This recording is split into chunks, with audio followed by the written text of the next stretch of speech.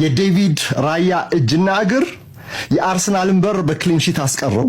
ራያ ላይ ተፈጸመው ጥፋት 2 ነጥብ ከመጣል የዋንጫ ተስፋ የሞት አዋጅን የታደገው የራያ ተጽዕኖ፣ የኦዴጋርድ ፈጣሪነት፣ የአርቴታ የጨከነ ይሉንታ ቢስ ቅያሪ፣ የትሮሳርድ ወደ ዋንጫው ግዛት አሻጋሪ የሆነች ጎል ማስቆጠር፣ ውጣ ውረድ የበዛበት ጭንቀት፣ መቁነጥነጥ፣ ጥፍርን መብላት በአርሰናል ደጋፊዎች ዘንድ ያየንበትን ምሽት አሳለፈን።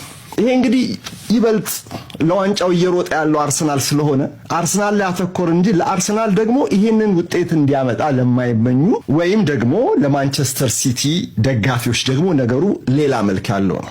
የመጨረሻው ምጥ በተለይ በጣም ከባድ ነበር። ለገነርስ አስደሳች እፎይታን ያስከተለ የመጨረሻ የጨዋታ ማብቂያ ፊሽካ ነበር። ለአርሰናል ደጋፊዎች ትላንትና ብዙ ስለ ዳኝነት ተምራችኋል ብዬ አስባለሁ። ለዘመናት የዳኛ በደል አለብን፣ ለኛ ያደላም ዳኝነት እኛን ይበድ